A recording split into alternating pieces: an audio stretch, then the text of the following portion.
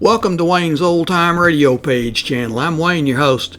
These programs are brought to you by support of our listeners. You can give your support at Patreon or PayPal, either one. There's clickable links in the description below. Thanks for your support and enjoy the shows.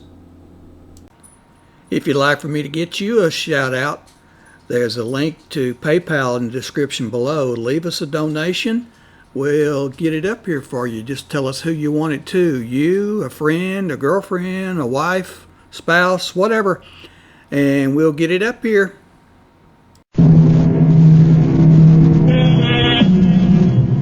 And now here's Act One of The Old Ones Are Hard to Kill.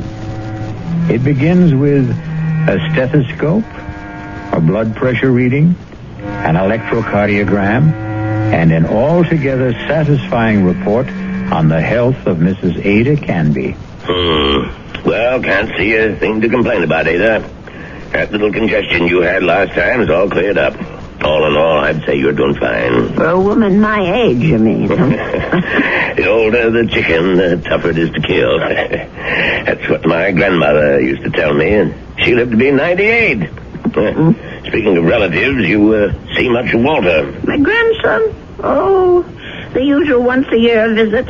And he always comes up with the same complaint. What's that? That I shouldn't be living all alone. Oh, that big house of yours must get pretty lonely sometimes. Well, the truth is, Dr. George, I'm not alone there. You're not? I decided to take in the boarder last month. Really?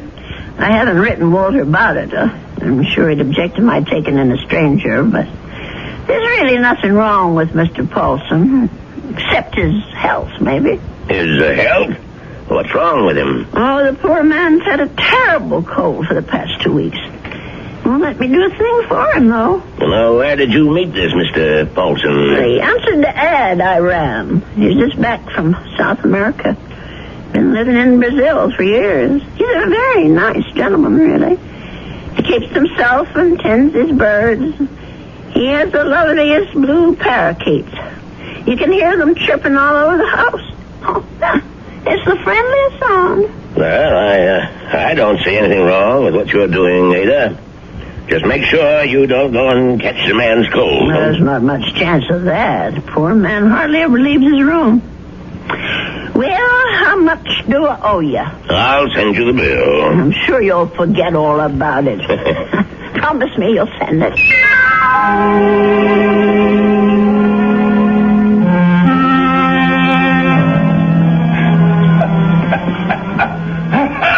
Oh, dear. Mr. Paulson? Are you all right? Yes, Mrs. Canby. I'm all right. That cough sounds worse than ever to me. Why don't you let me fix you a little hot milk and honey? No, thank you, Mrs. Canby. Thanks very much. I'm going to try to get some sleep. Well, all right, if you say so. I guess it's time I was in bed myself.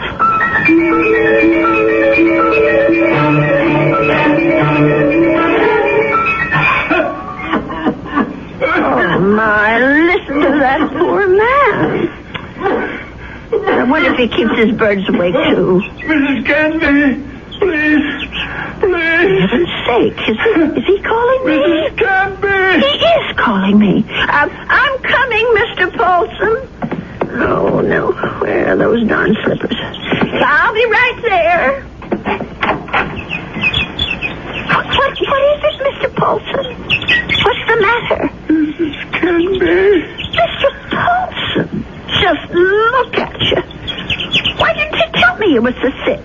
I would have called a doctor. No, too late now. Too late. I know a very good doctor. I saw him only this afternoon.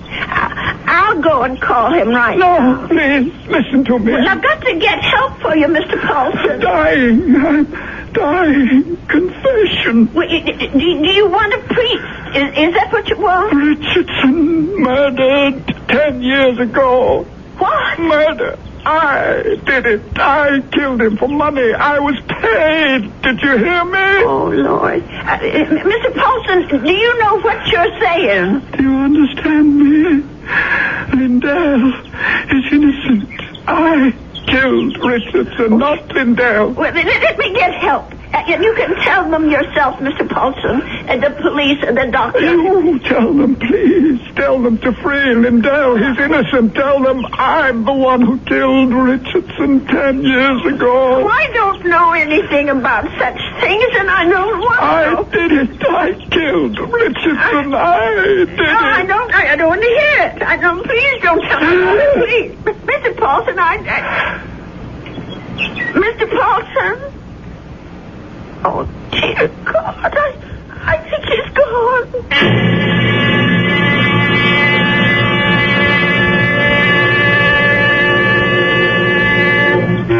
Listen to those poor little birdies. I suppose they miss poor Mr. Paulson. I'll lay them in his room. Well, let's see about this letter now. Dear Walter, I hope you don't mind my turning to you for advice, but I really don't know what to do. It's been 3 days since my boarder, Mr. Paulson, passed away, and I still haven't told the police what the man said to me. I just can't bring myself to get mixed up in anything like this. Dear, what's the use of writing Walter? He'll probably think I've dreamed it all up. No, I'll just forget it. How do you forget such a thing?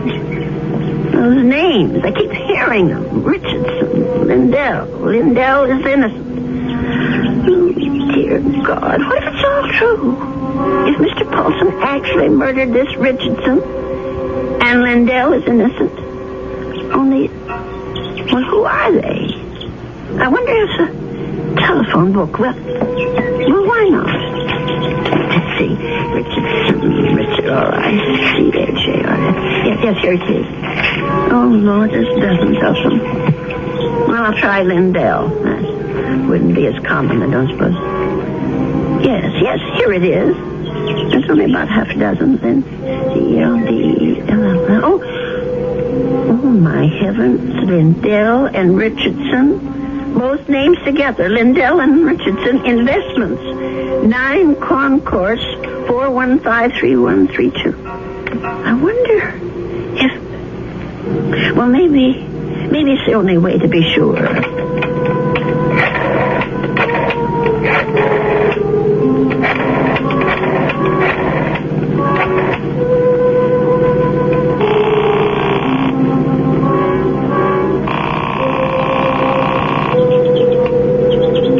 Oh, hello?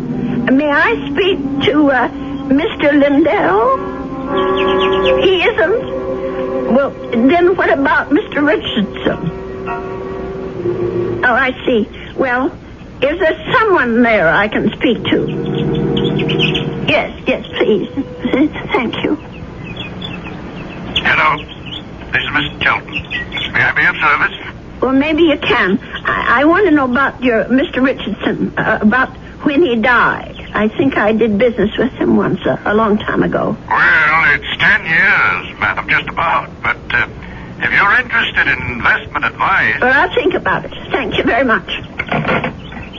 10 years. Well, it could be a coincidence. I guess it all depends on how he died.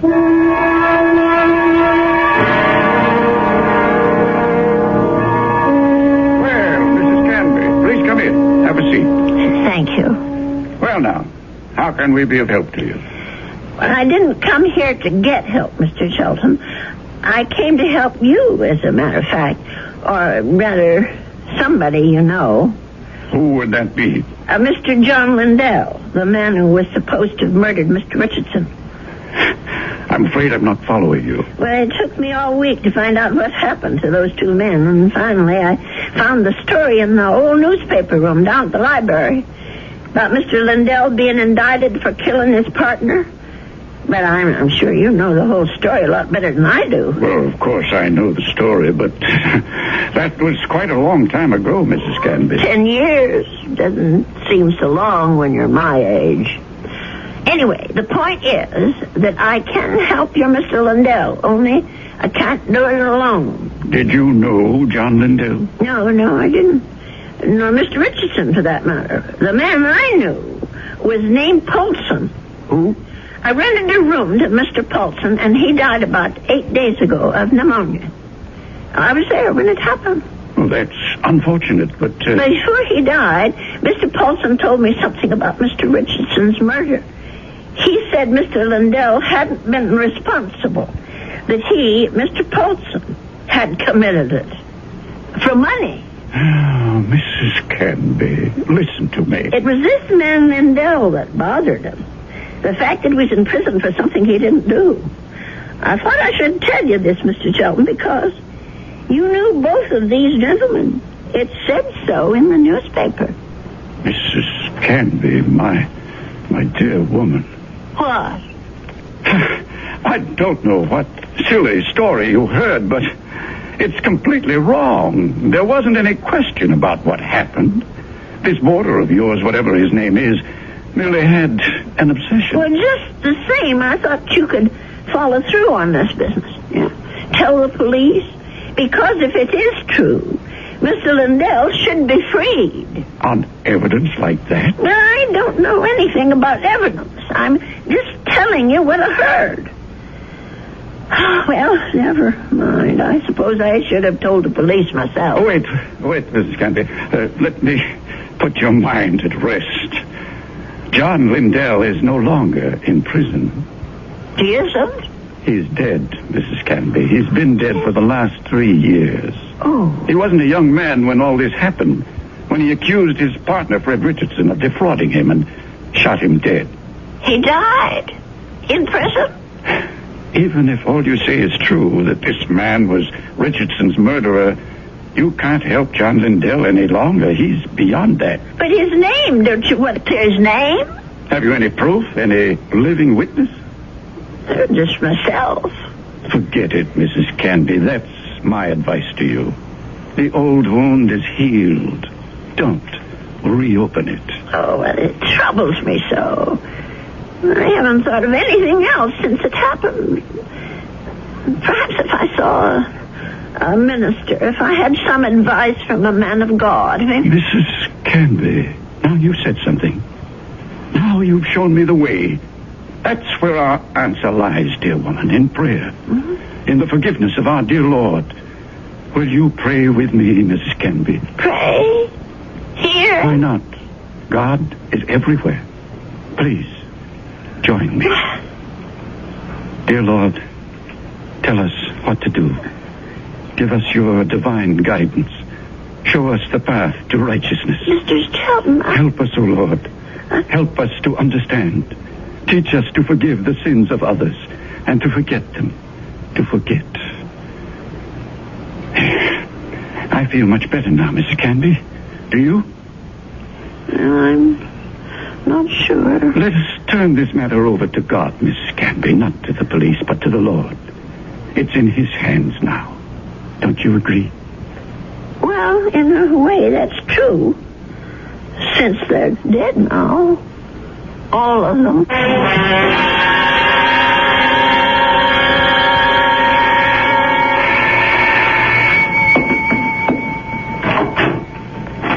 Yes? Mrs. Canby?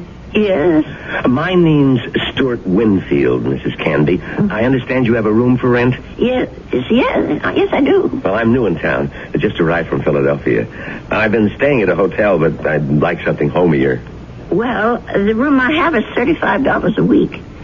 I can't offer you any meals, but you can use the kitchen all you want. Well, that sounds good to me. Would you like to see the room? Yes, ma'am, I sure would. Well, come on in then. Thank you. By the way, how did you know I had a room for rent? I was going to place an ad this weekend. Oh, I guess someone at the hotel mentioned it. I forget just who. Say, this is a real fine old house, Mrs. Canby. Mm-hmm. I can see that I'm going to like this place. Just fine.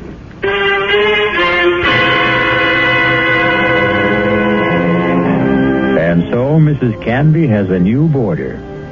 He's a very personable young man, with a great deal more charm than old Mr. Paulson had. Perhaps in a little while, Mrs. Canby will be able to forget her former boarder and the shocking confession he made on his deathbed. I'll be back shortly with Act 2. I want to...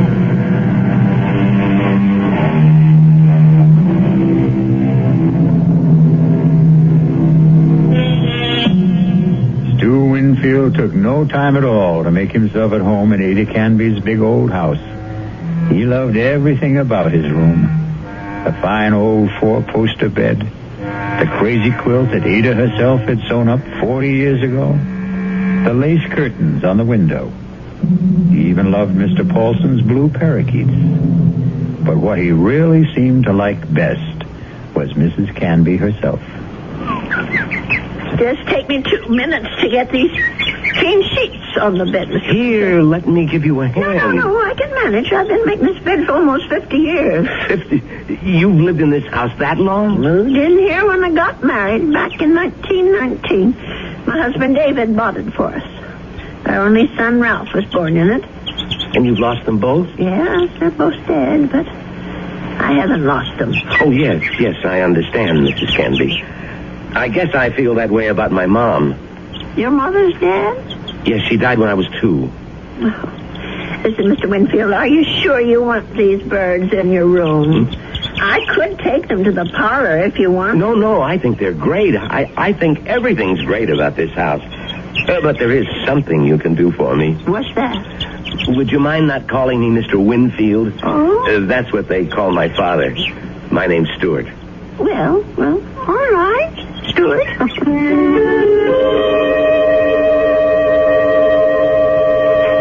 Dear Walter, I think it's about time I told you that I have a boarder in the house. Mr. Winfield is the nicest young man you could want to meet. He's a great deal friendlier than my first gentleman, Mr. Paulson, and he seems to like nothing better than to sit around evenings and talk. We talk about his home and his parents and his plans for the future. I think the poor boy misses his home and family, and I'm sort of a substitute for all that. You know, it isn't really fair, Mrs. Canby. You said I had kitchen privileges, but that doesn't mean you have to cook for me. Well, it's a pleasure, Stuart. I haven't had anyone to cook for in years. You're kidding. You mean to say you cook this good without practice? Oh, you're just being nice. I'm sure that stew is just plain ordinary. It's terrific, no kidding. It tastes like, well, it tastes like home, if you know what I mean. It depends on whose home you mean. Well, my mom cooks stews like this. That's what I meant. Your mom? Well, but she died when you were only 2. Oh, well, I guess I didn't mean my mom exactly. I was thinking of my Aunt Martha. I mean, she's the one who sort of took over the cooking and stuff after my mother died. And my father's sister, you know? I see. Well, that was lucky that you had someone to take her place. Yeah, that's right. Excuse me. My, Stuart, you're not coming down with anything, are you? No, I'm fine. Just a little case of the sniffles. Listen, if your room isn't warm enough, I have an extra blanket. No, the room's just fine. Don't worry about it. Oh, you be sure now. I know I felt a little guilty about poor Mr. Paulson when he got sick. Maybe I didn't take good enough care of him. Paulson? Mm-hmm. Was that your former boarder, the bird lover? Yes, that was his name, the poor man. Tell me about him. Well, I don't really know that much about him. He lived here less than 2 months. Well, what sort of a guy was he? Very quiet. He kept to himself. Did you say he was from South America? I don't remember if I did or not. Well, you must have said it. Yes, of course. He was American, but he'd been living in Brazil. I don't know why exactly. Although, come to think of it, maybe I do. What do you mean? Well, it just occurred to me that Brazil might be just the place for someone who came into a lot of money and wanted to leave the country. I don't understand. Oh, my. I really think you are getting a cold, Stuart. I'm getting that blanket out this minute. Now, wait, Mrs. Canby. I'd rather hear about... Never mind. I don't want to take any chances. I'll be right back. Yes, Mrs. Canby. Don't take any chances.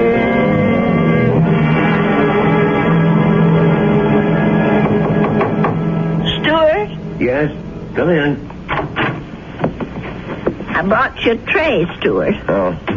No, you shouldn't have. You shouldn't have gone to all that trouble, Mrs. Candy. Wasn't the least bit of trouble. Besides, you've got to have some supper.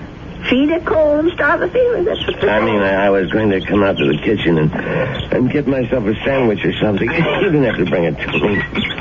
Oh, look at that. Is that roast chicken? Well, that's what it's supposed to be. I hope it tastes all right. Noodle soup with dumplings. Mrs. Candy, you're spoiling me rotten. Do you know that? Yeah, I just thought it'd be a good idea if you stayed in bed and took it easy. You weren't planning to go out tonight, were you? No, I was just going to stay in and read for a while. Maybe watch television. Oh, that's good. Here, I'll just set this tray down. Oh, the service here is just too good. Oh, we never finished our talk the other day about that boarder of yours, Mr. Paulson. Well, there's not much to say about him, really. Well, you said something about his living in South America. You said you thought you understood why he was living there. Sounded real interesting. Well, the truth is, Stuart, there is something to tell about Mr. Paulson. Maybe you can help me feel better about it all. About what? I'm not going to tell you if you don't eat. All right, Mrs. Canby, I'll eat. Well, it happened just about 3 weeks ago.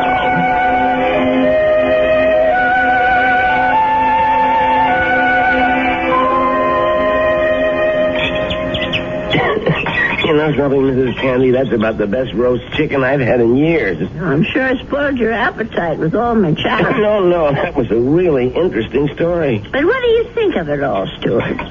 No, the killer is the man who hired Mr. Paulson. Don't you see? Is it right that he should get away with it? Now, wait a minute. You're jumping to conclusions. No, I'm not. Mr. Paulson told me that he was hired to do this thing. Well, maybe he was hired by Lindell.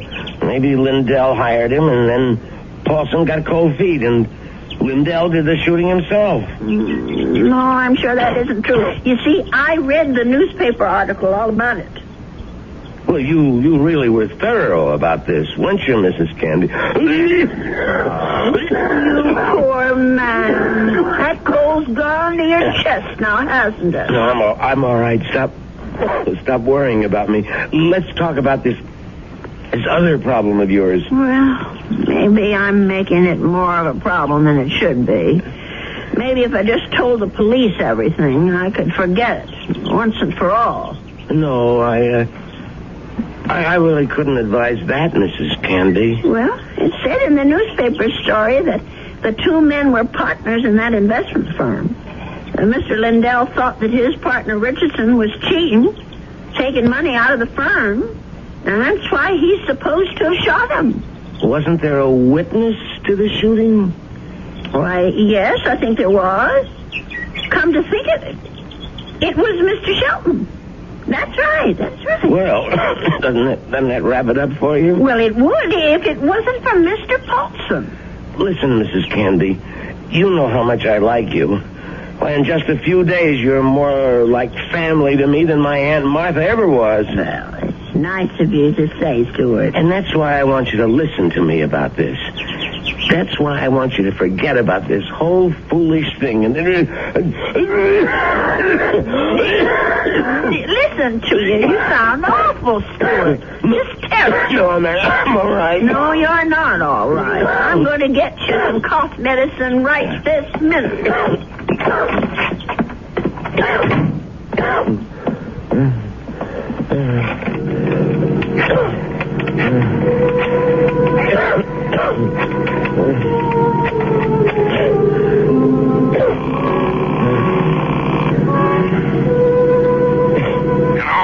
Mr. Shelton, it's me, Winfield. Well, what's happening?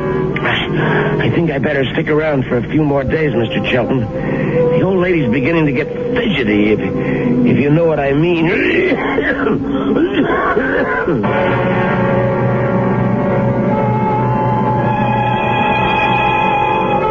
Well, something tells me that Stuart Winfield isn't such a nice young man after all. Could it be that he wasn't telling Mrs. Canby the truth about his dear mother And his Aunt Martha? Could he have not told her the truth about his plans for the future? Of course, the real issue is, what sort of plan does he have for Ada Canby's future? I'll be back shortly with Act 3. If you want to...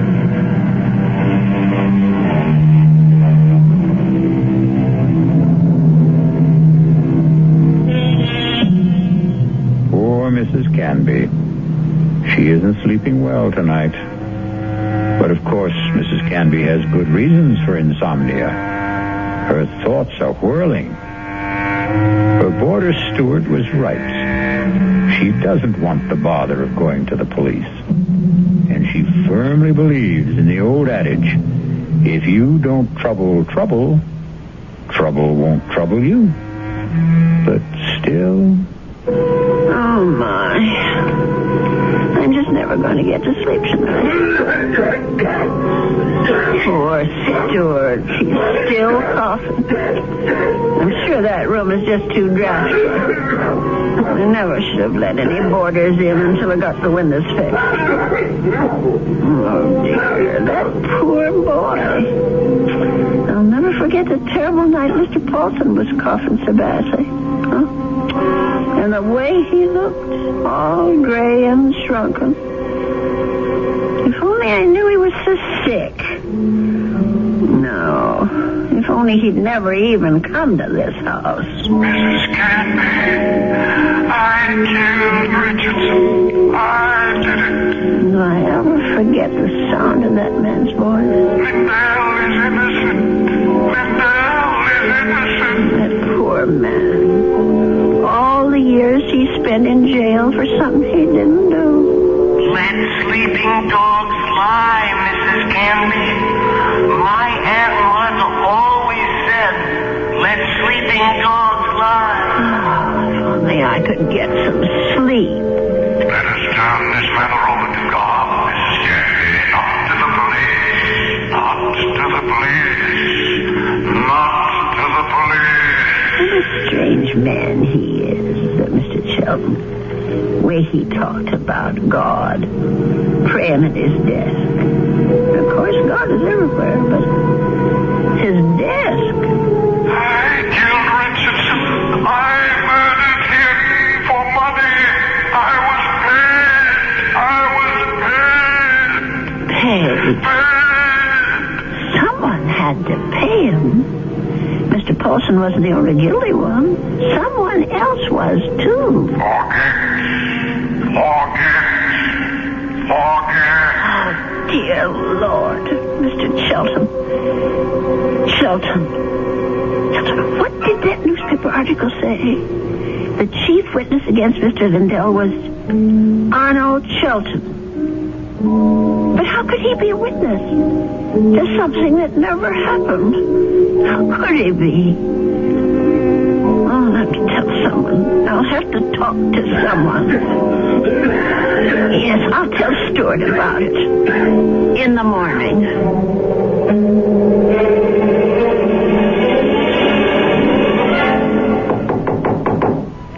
Stuart, are you awake? Yes, I'm up, Mrs. Canby. Come in. Oh, no. Now, don't tell me I'm getting breakfast in bed, too. Well, I know you had a terrible night last night, Stuart. You were coughing much worse than ever. I guess that medicine wasn't very good. Sorry I kept you awake, Mrs. Canby. No, that wasn't your fault. No. Something else kept me up. What was that? Oh, my mind, I guess. Maybe I should say my conscience. Oh, that sounds serious. But it is something serious, Stuart. Well, I might have let a man get away with murder. No, it's even worse than that. He did something worse than murder. You're talking about Paulson again. No, I'm talking about the man who hired Mr. Paulson. He didn't just have that man Richardson shot. He let an innocent person go to jail and die there. Now, that's like committing 2 murders, if you ask me. I have to tell you something that occurred to me last night. Sure, go ahead. Well, it's about Mr. Shelton. Mr. Arnold Shelton. Yeah? Go on. I'm listening. Stuart, I wonder if maybe the reason Mr. Shelton was so upset with me, the reason he didn't want me to go to the police, was because he was afraid. Explain what you mean. Well, what I mean is maybe Mr. Shelton had good reason besides the one he told me. He was working for both Mr. Richardson and Mr. Lundell at the time of the murder. Well, so what? Well, he was also the chief witness at the trial. A witness for the prosecution. But he saw the shooting, didn't he? But that's just the point. He saw Mr. Lundell shoot Mr. Richardson. Well, that's not what you told me last time. I mean that he was an eyewitness. No, that's right. He didn't actually see the shooting. He was miles away when it happened.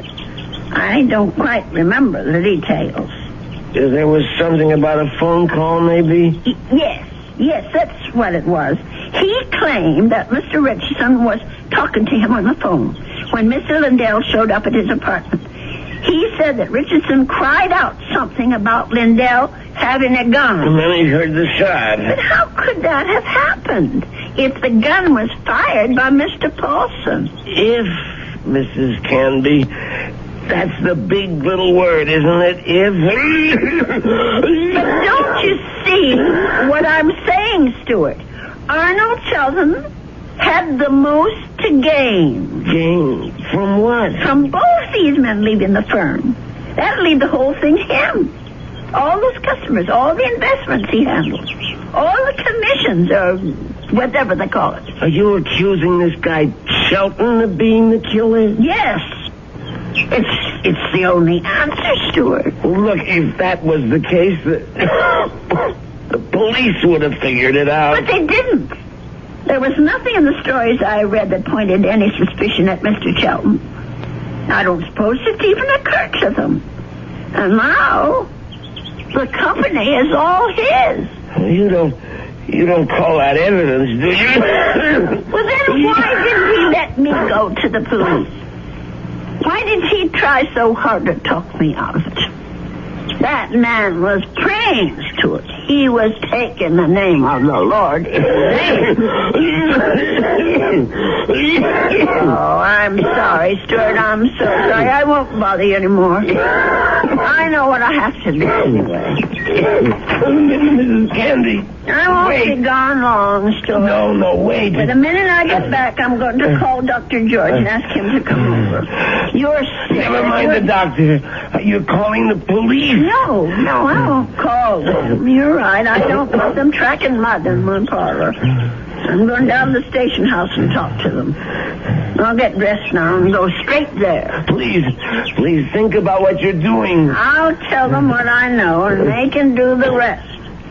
Now, you try to eat something, Stuart. Please. Mrs. Candy.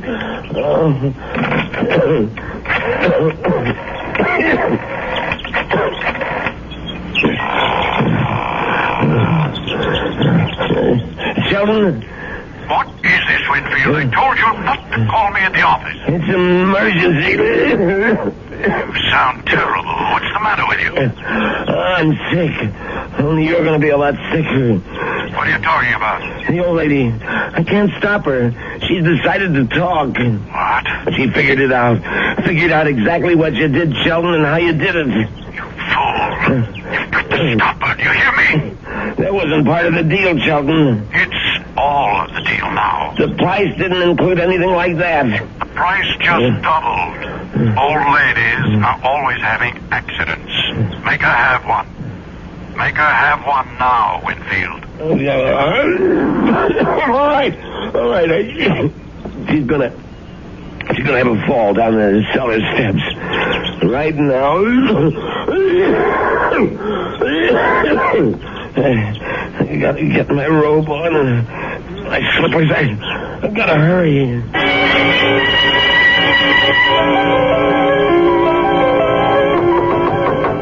Stuart? Is that you? Open up, Mrs. Canby. Heaven. Stuart Winfield, what are you doing out of bed? Now, you go right back there this second. I gotta talk to you, Mrs. Canby, before you go to the police. Just listen to you. You're all winded. You can hardly talk, Stuart. Now, go back to bed before you catch pneumonia, too. Now, don't go, Mrs. Canby. It would be better if you never went to the police. Better for you. Better for me. For you? I don't understand. Well, then I wouldn't have to hurt you, Mrs. Canby. That's what I mean. I wouldn't have to do anything bad to you. Stuart, what in the world are you talking about? Come on, old lady. Stuart! You're smart, all right. You really think things through. So now, think a little harder. You knew? Stuart, you knew about Mr. Paul. That's right. That's how you knew my room was so red, because Mr. Shelton told you. Now you're getting there, Mrs. Canby. And that's why you rented it. That's why you were sent here. Just to watch you, Mrs. Canby. Just to see that you stayed sensible.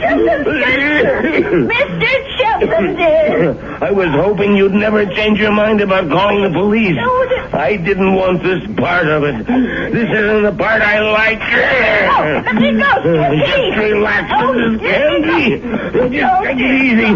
Please, Why, you're as light as a feather, Mrs. Canby. Just like my Aunt Martha would have been if I had an Aunt Martha. Please, let me down. Please. We've got a date now, Mrs. Canby. Let me go. Don't put up such a fight, Mrs. Canby. I'm sick, remember? Just shut your eyes. Please, shut your eyes and don't look down. Stuart, those stairs. Shut your eyes, old lady. They'll all be over.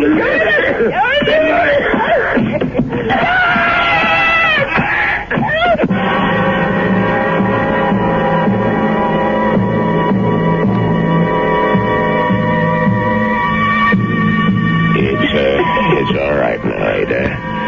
Just be glad that it wasn't you at the bottom of those stairs. Well, will he be all right, Dr. George? Now, what do you want to worry about that man for?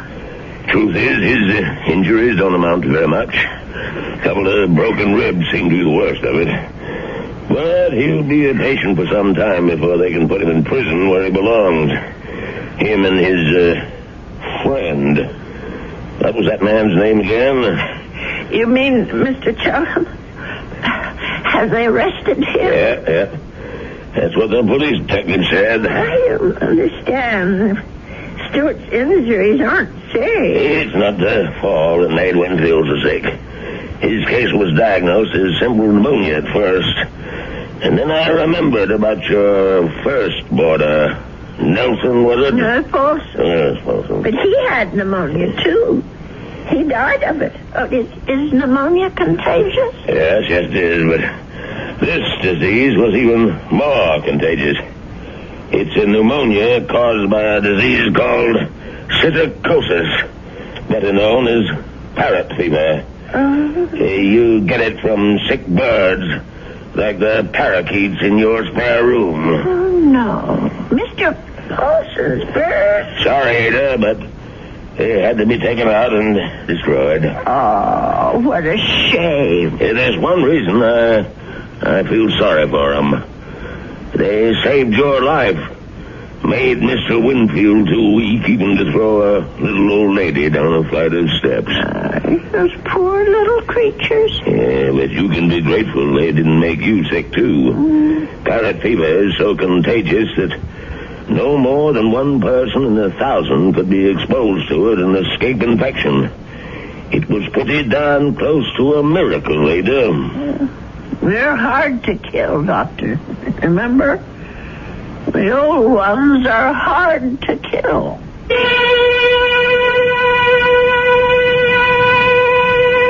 They say that people are living longer than ever before.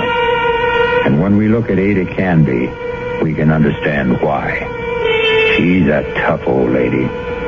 So tough she could withstand the threats of man, beasts, and bird. So let that be a warning to all those who think that our senior citizens are easy prey for crime. Watch out. They may turn the tables on you. Or the stairs. I'll be back shortly.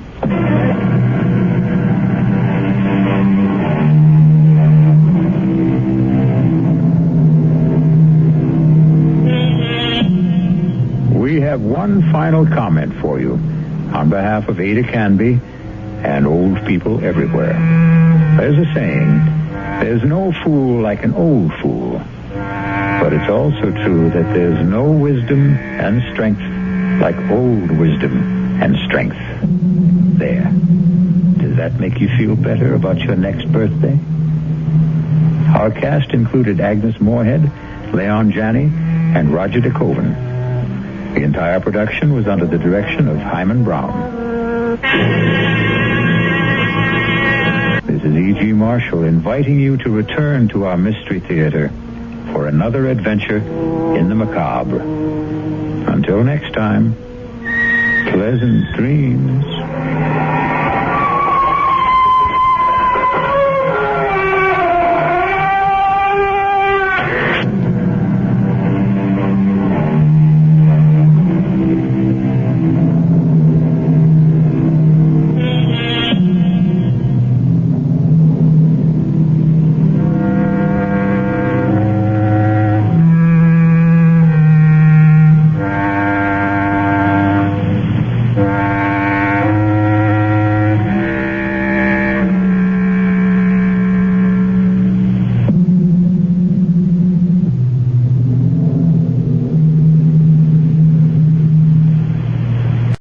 These programs are brought to you by support of our listeners. You can give your support at Patreon or PayPal, either one.